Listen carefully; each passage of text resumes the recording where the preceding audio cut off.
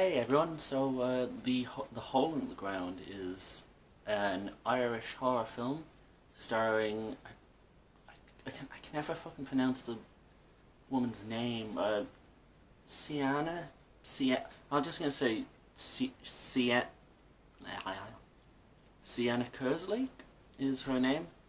She's from A Date with Mad Mary and a TV show called Can't Cope, Won't Cope, which I haven't seen.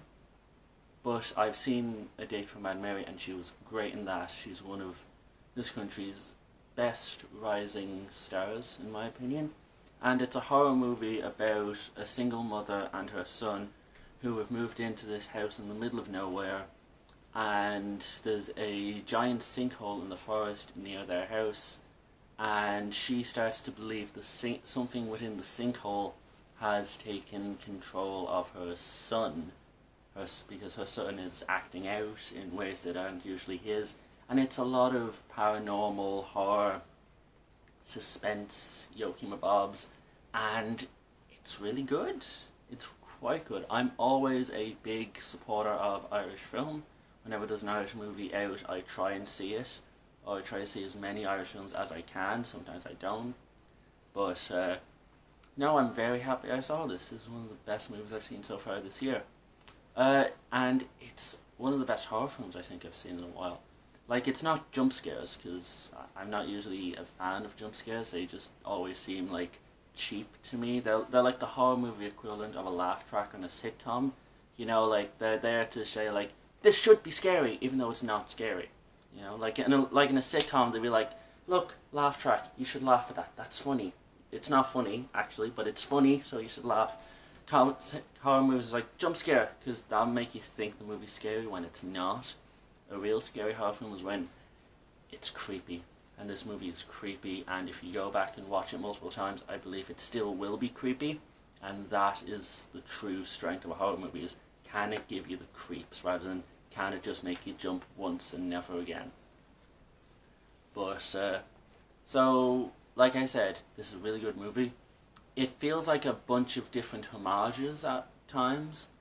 You know, there's a lot of the Omen in here. Like, I was getting Omen vibes, especially from the kid. He was really good. Quite creepy at times. Like, it's one of those movies that will put you off having kids, if you don't already have kids. Either way, you're not gonna want kids after this movie. What else is? It also has a bit of the Conjuring in there. You know, a bit of Blumhouse, that type, but like decent Blumhouse.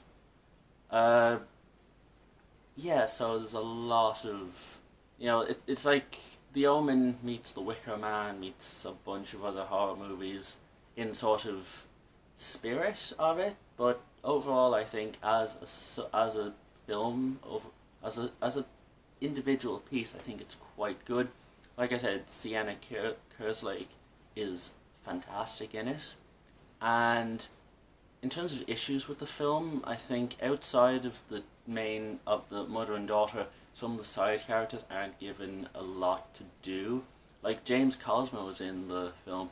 If any of you don't know who James Cosmo is, he played Jorah Mormont on Game of Thrones, not Jorah, the Lord Friendzone, as some people have accurately referred to him as. But the original, in season 1, head of the Night's Watch, who's murdered later on, but we won't get into that. But he's in the movie, and he doesn't really get as much to do. Like, his character is interesting, and it does tie into the overall story, but I just don't think they do enough with him. But my only other issue is, towards the end, it starts to feel a bit typical horror, sort of CGI-ish creatures. But what I'll let it away with is, because of how much suspense and sort of creepiness and eeriness that the film had been using earlier on, that I think when it starts to become sort of more CGI, horror fest, Blumhousey, I think it gets away with it because it's earned that, because it's been quite a good individual piece beforehand, so it's not even that much of a complaint. It's more kind of tiny nitpick, maybe. Yeah, whatever. But overall, quite good. I quite enjoyed it. It's a really good horror film. I always would love people to go out and watch Irish films. Like I said, I'm a proponent of it. So, like, if you're looking for a horror movie out there right now, Holding the Ground is your best option. I'm gonna give it 8 out of 10. Okay, see you later.